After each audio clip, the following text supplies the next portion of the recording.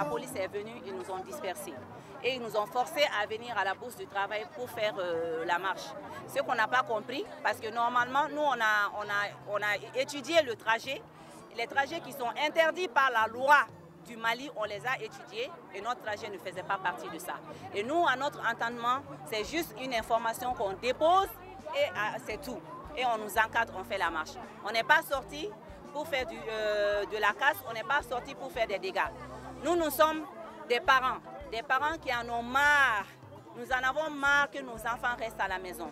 Nous accomplissons notre devoir au niveau de l'État. Nous travaillons, nous ne cassons rien, nous payons les impôts et nous faisons tout ce qu'on est censé faire.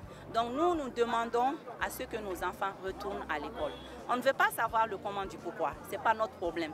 Tout ce qu'on veut, c'est que le gouvernement et les maîtres, ils aient pitié de nous, ils aient pitié de leurs élèves et qu'ils retournent à l'école, qu'ils se mettent d'accord sur un consensus pour que les enfants puissent retourner à l'école.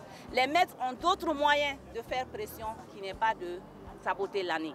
Le gouvernement aussi, ils sont les garants de notre sécurité, ils sont les garants de l'éducation. Et sans l'éducation, un pays s'en va droit au mur. Il n'y a rien à faire. Si tu veux affaiblir un pays, tu affaiblis son éducation et c'est fini pour le pays. Et nous, on en a marre. Nous, on a fait l'année blanche. Moi, personnellement, j'ai fait l'année blanche. 91, la grève, on l'a fait. On ne l'a pas fait pour ça. Non, on ne l'a pas fait pour ça. Si on a fait la grève, on a donné nos vies, c'est pour que nos enfants aient un avenir sûr et certain. Ce n'est pas pour ça qu'on s'est battu. Et maintenant, là où on est aujourd'hui, on dit que nous, on continue à aller au travail. Chaque matin, on se lève, on va au travail, pendant que les enfants qu'on a mis au monde, qui n'ont pas demandé à être là, ils sont là sous notre responsabilité et ils restent à la maison. Ça, c'est vraiment, ça ne peut pas continuer. On ne peut pas accepter ça. Il est temps que ça s'arrête. Je suis étonnée que tout Bamako ne soit pas là aujourd'hui. Vraiment, je suis étonnée et déçue. Parce que moi, je pense que quand toi, parent, tu vois ton enfant assis dans ta cour et que tu sais que l'enfant n'a pas où aller, l'avenir de l'enfant n'est pas assuré, tu dois avoir peur. Tu ne dois pas pouvoir dormir la nuit. Et quand on te donne l'occasion de venir manifester, de venir montrer ta douleur, tu dois être présent. Tu dois répondre présent. Vraiment, il n'y a rien à faire. Nous qui sommes là aujourd'hui, nous connaissons la valeur de l'étude. Et c'est pour ça que nous nous battons pour que l'éducation puisse continuer.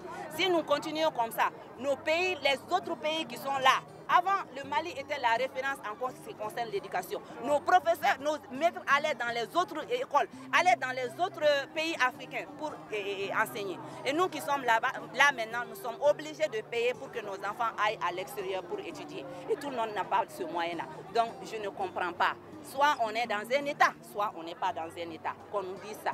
Et que les enseignants là, vous passez beaucoup plus de temps avec nos enfants que nous-mêmes. Donc vous devez avoir pitié de ces petits-là.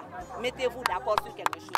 Ouvrez l'école, laissez les enfants aller à l'école. Si vous voulez, prenez l'examen en otage, c'est votre droit.